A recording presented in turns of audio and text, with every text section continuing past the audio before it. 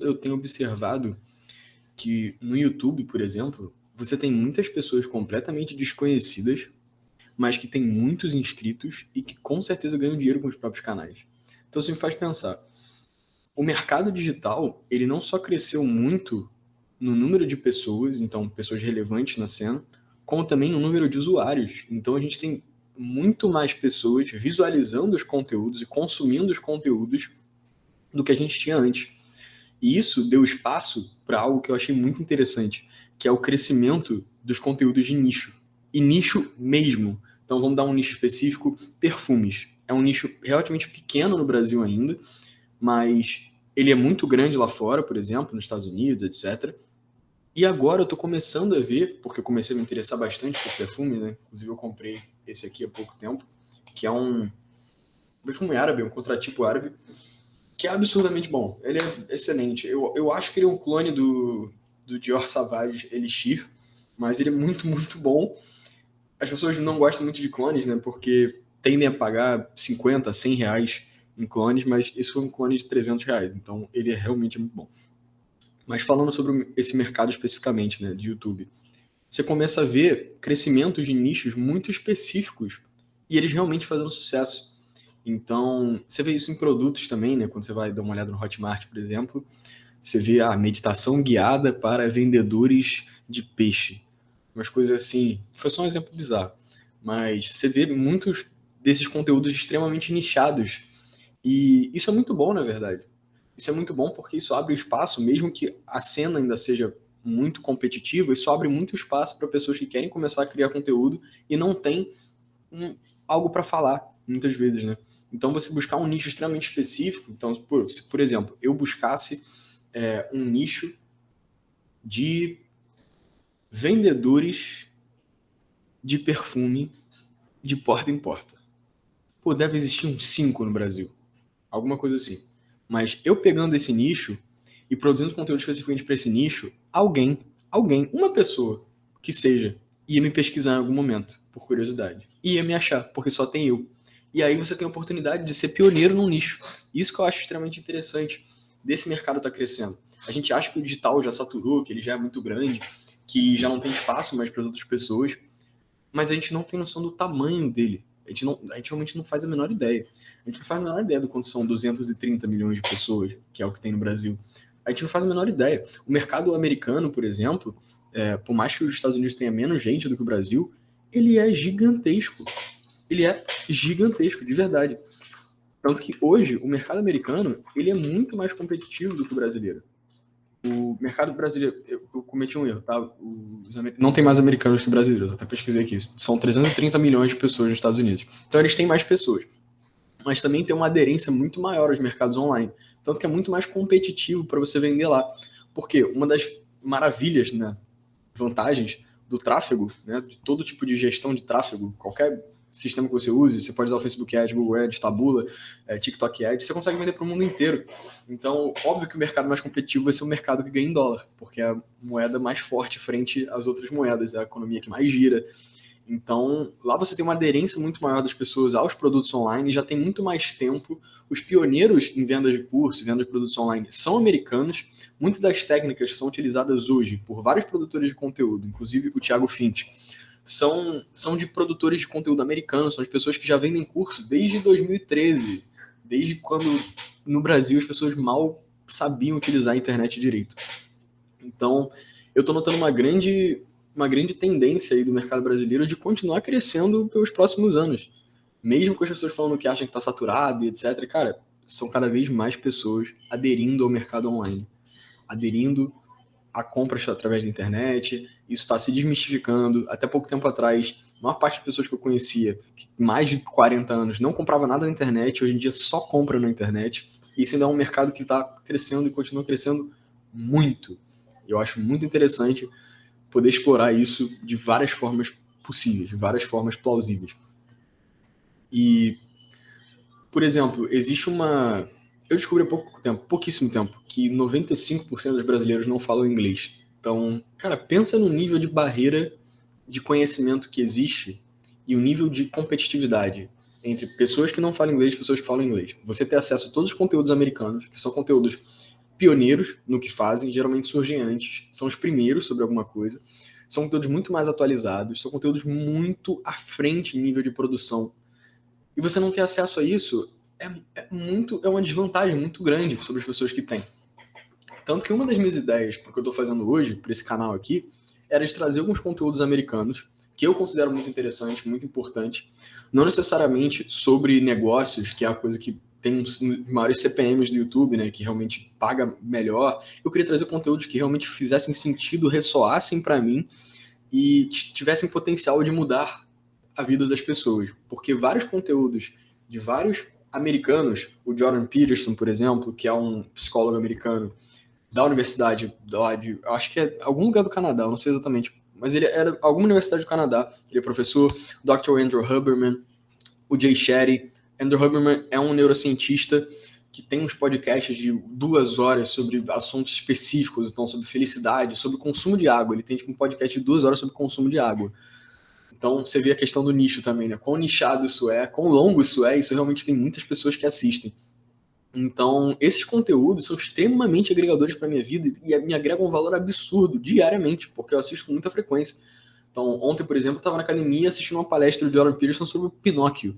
Aí você fala, caraca, qual a relevância, o que tem a ver com o Pinóquio? Ele é um professor de psicologia. Então, ele faz uma interpretação do Pinóquio, por exemplo, sobre a ótica de Jung. Jung foi um estudioso do subconsciente que falava sobre arquétipos, falava sobre o inconsciente coletivo, né, que seria como se fosse uma memória que todos nós compartilhamos, baseado em tudo que a gente viveu, todos os nossos ancestrais viveram. E é muito interessante, é absurdamente interessante. E eu acho que o conteúdo mais promissor do Jordan Peterson não é nem as aulas de psicologia, mas é a filosofia que ele prega. Ele tem um livro chamado 12 Regras para a Vida, que ele te ensina realmente regras práticas de como você poderia viver melhor a sua vida. Eu acho que esse foi um dos livros que mais me impactou, assim. Eu não terminei de ler, mas eu já vi algumas palestras dele mesmo sobre o livro, e ele fala muito sobre algumas regras em várias outras palestras. E hoje o público-alvo dele, nos Estados Unidos pelo menos, são jovens, homens geralmente, que são reclusos na sociedade, que não têm a visibilidade que gostariam de ter, ou que não se sentem amados. Isso, inclusive, que é um sintoma, né?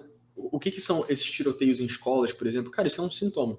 Isso é um sintoma de um jovem que não está recebendo a atenção que deveria, que não está tendo suas necessidades satisfeitas, sabe? Que está passando por algum tipo de sofrimento. Claro, você tem exceções, né? Você tem psicopatas aí que fazem isso por diversão, mas, querendo ou não, isso não é 100% dos casos. Não é 100% dos casos.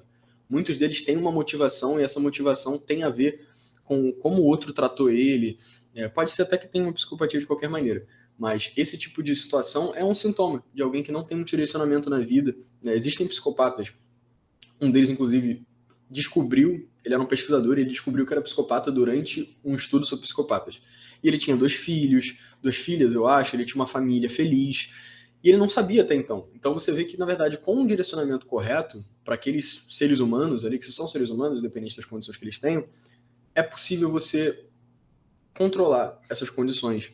Então, ele busca muitas vezes jovens depressivos que realmente estão na pindaíba, sei lá, o cara não consegue levantar da cama, não consegue arrumar o quarto, tá com a vida toda zoada.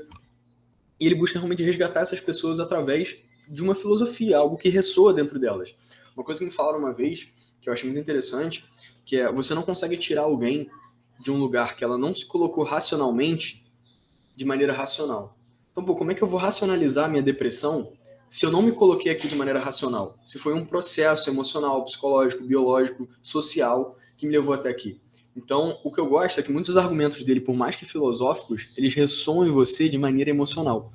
Ressoam dentro de você de verdade. É realmente muito forte as coisas que ele fala.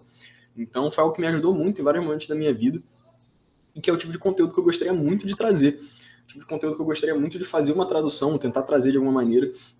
Seria, na verdade, uma certa interpretação minha do que eu vejo e como é que eu poderia adaptar essa linguagem, por exemplo, para o português brasileiro, para que tenha o mesmo impacto. Mas é um cara realmente que impactou muito minha vida. Ele fala muito sobre direcionamento, né? Sobre você pensar em quem você poderia ser. Então, segundo ele, você deveria pensar em quem você deveria ser. Acho que eu até falei isso num vídeo anterior. E mirar nisso como se fosse a única coisa que você tem a fazer. Jung considerava o self, né, que é o eu, parte do self, tudo que o self ainda vai ser, tudo que o self poderia ser. Então, O que você poderia ser faz parte de você. Basta você identificar isso e correr atrás disso. E ele também fala para você tentar identificar qual seria a pior coisa que poderia acontecer na sua vida. O pior local possível que você poderia estar. Para você poder olhar para ele e descobrir onde você vai se você não fizer nada. Então, pô, sei lá, vamos dar uma situação terrível, uma situação horrorosa. Você tá na rua, drogado, você começou a usar crack, você tá roubando as pessoas na rua para usar droga. Eu não acho que isso seja uma situação plausível para a maior parte das pessoas, muito pouca gente vai chegar nessa situação, mas imagina que para você essa é a minha pior situação possível. Se tudo na minha vida der errado, isso é uma possibilidade. A partir do momento que você começa a enxergar isso, você começa a olhar para isso e saber o que você não quer. E saber o que você não quer é tão importante quanto saber o que você quer. Então, isso é muito relevante. Isso é muito relevante. Você ter na sua vida onde você gostaria de chegar e onde você definitivamente não quer estar. Então, esse equilíbrio entre não quero estar aqui e quero estar aqui vai te ajudar a te manter. Talvez você nem chegue aqui, talvez você nunca chegue aqui também, o que vai ser ótimo. Talvez você se mantenha aqui no meio, mas pelo menos você não vai chegar aqui. Isso já é ótimo. Então, algumas filosofias, na verdade, me ajudaram muito. Eu já tive alguns episódios um pouco mais depressivos. Eu não gosto de dizer depressivos em si, mas um pouco mais deprimidos. E muito do que me ajudou realmente foi filosofias que ressoassem em mim de uma maneira emocional. Porque, cara, pô, por que você tá na cama? Sai dessa cama, vai viver o dia. Isso não faz o menor sentido para alguém que se colocou lá de uma maneira que não é racional. Mas alguns argumentos que pô, olha o que você poderia ser, sabe? Isso aqui é possível que você seja isso. Então, uma das frases que eu gosto muito de Jordan Peterson, que ele fala, que pra mim é, caralho, muito foda, assim, que é Even in the revelation of your triumph is the initial depth of your despair. Então, o que isso quer dizer? Mesmo na revelação do seu triunfo, está a profundidade inicial do seu desespero. Então, muitas vezes o cara que ele triunfa na vida, que ele tem um nível de sucesso absurdo, que ele é muito reconhecido, você consegue identificar ali no sucesso dele a profundidade inicial do desespero que ele passou para chegar até ali. Então, uma das coisas que eu gosto muito de dizer é que só quem conheceu essa depressão vai entender o que é o máximo da felicidade, né? O que é a felicidade plena na vida, porque esse contraste é necessário para você entender as coisas. Então, deixaria como recomendação, se você conseguir, se você tiver entendimento da língua inglesa, assista o Jordan Peterson, assista o Dr. Andrew Huberman, e eu vou fazer o meu máximo para tentar trazer alguns conteúdos que eu considero interessante desse cara que para mim é um ídolo absurdo para vocês e para pessoas que não falam inglês, né? Isso realmente é um conteúdo que eu gostaria de trazer para o YouTube, para vocês, não só para mim, porque eu já tive acesso a isso, mas eu acho que isso realmente poderia mudar a vida de muita gente. E é isso.